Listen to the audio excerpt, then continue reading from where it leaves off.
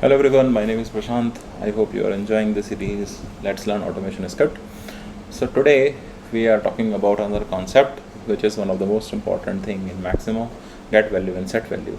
So what are these get value and set values methods? You would have seen, if you know about automation script or Java customization, that these are the methods which are used to either get the value or set the value for any MBO.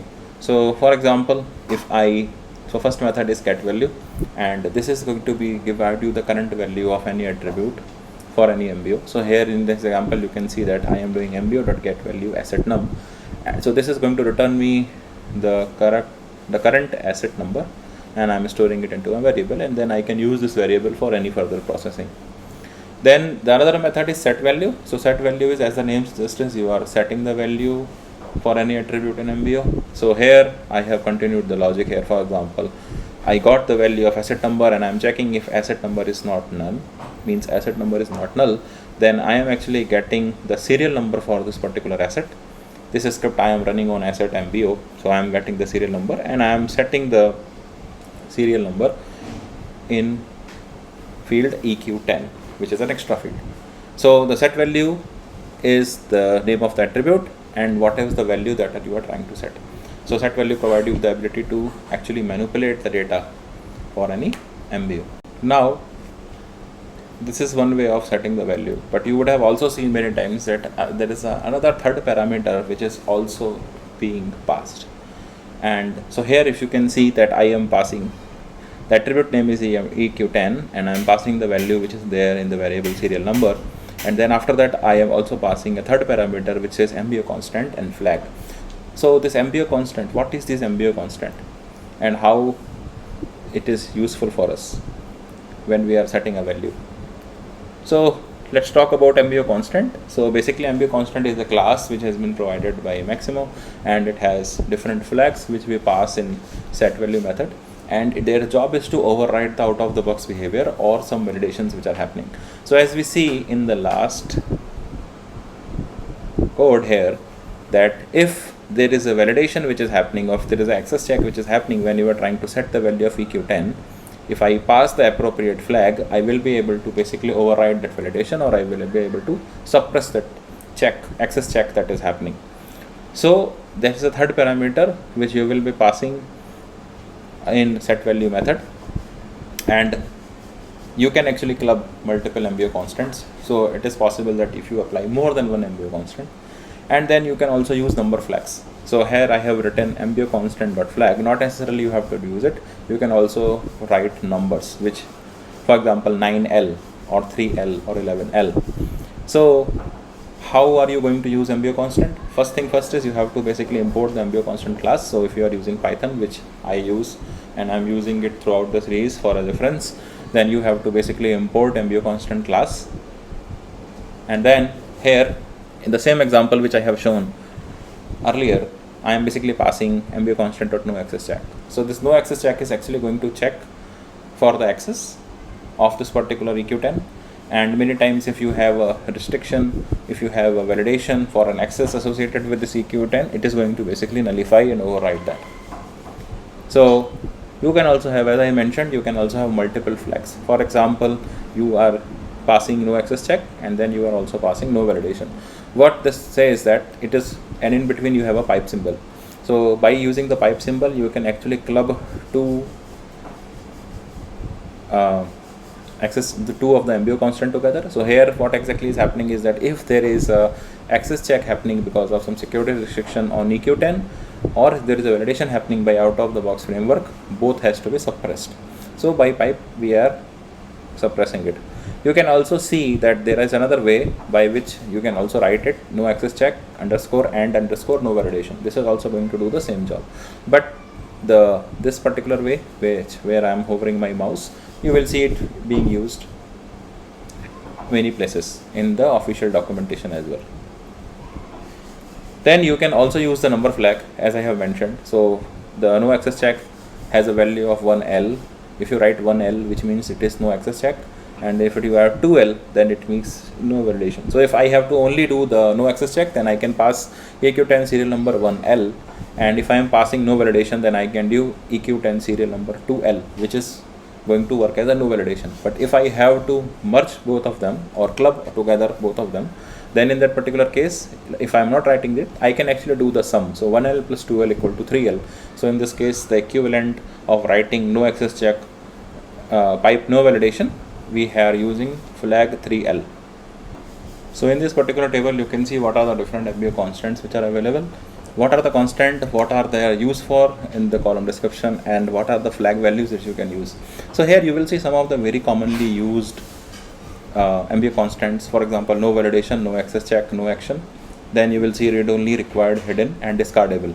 So here you can see that you will be using these MBO constant when there is a particular scenario and you want to suppress any access check, or maybe you want to delay the validation, or you want to totally avoid the value to be overwritten.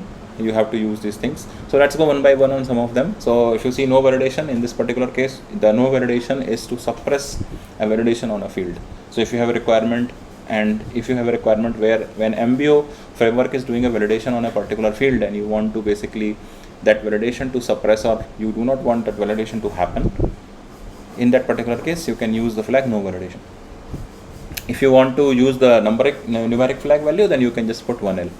Then if you have no access check, in this particular case, if you want to suppress the access control, specifically the read only checks, if you want to suppress on a particular field, then you can use no access check.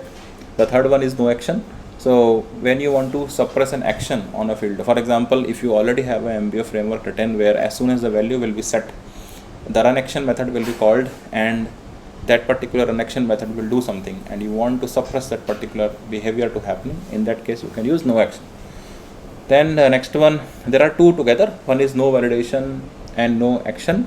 The other one is no validation and no action allow crossover.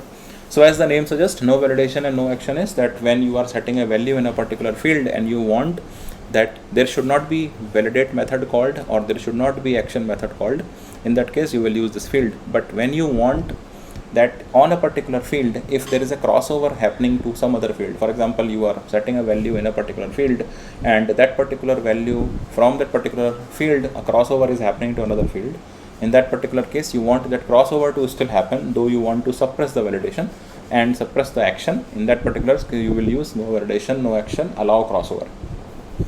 Then there are the two others similar. One is delay validation and other is delay validation only. As the name suggests, delay validation is that delay validation as well as not allow the value being overwritten. So you are trying to set a value, and in that particular case you also want that there should not be valid validation and this value should not overwrite because of some MBO framework method being called. You should be using delay validation. You will use this often when you are writing integration related scripts, where you are reading the XML and you are setting the value on the basis of this XMLs. Then the another one similar is delay validation only, and delay validation only is actually related with one more tag, which is no set value. So in this particular case, you are actually going to allowing to delay the validation when the value is being set, but you still want the value to be overwritten. And when the no set value flag is not used, in that particular case you can actually allow the value to be overwritten. And when you are actually do not allow the value to be overwritten, then in that case you will directly use the delay validation. So there is a slight difference how you will use these flags. The other one is very common, read only. When you want a particular field to be set read only, then you will be using it. Then if you want a required to make a field required or mandatory, then in this case you will be calling MBO constant dot required. If you want a field to be set hidden, then in this particular case that particular field will be hidden from the tracking changes. If the changes are being tracked, then in that case you can do hidden. And then the last one is discardable. So this discardable is actually not on the fields, but it is actually on the MBO. This is the only one which is there on the MBO, where you are actually marking an MBO discardable in MBO set. So in this particular case you can use discardable, MBO constant or discardable, and or you can use the flag 39L. So now let us see a very common use case that we need very often whenever we do any implementation or write automation script, is how to make a field read only as well as how to make it mandatory. So if you want to use automation script for that, in that particular case, first of all you have to import the MBO constant class, and then you have to use a method set field flag. So this particular method is actually going to be used for read only as well as mandatory, while you have all other MBO constant which is being used except discardable, which is on MBO. The all other MBO constant which we have seen, whether it is no validation or no access check or delay validation, they all are on the fields. So we are able to use this in MBO.setValue method. But if you want to make something read only, or if you want to make something mandatory, then you have to use MBO.setFieldFlag. So in this case, you have to call MBO set field flag, then you have to write the attribute name, then you have to use MBO constant.read only flag, and then the third parameter is true. So if it is true, means it is going to make the particular attribute read only. Similarly, if you want to make something mandatory, then in that case you have to call MBO set flag field flag, and then you have to pass MBO constant dot required and the value true. This is actually going to make your MBO mandatory using automation script. So I hope you guys are liking this series and you also like this particular video. Thank you for your time. Do share this video with your friends and subscribe to the channel. Thank you once again.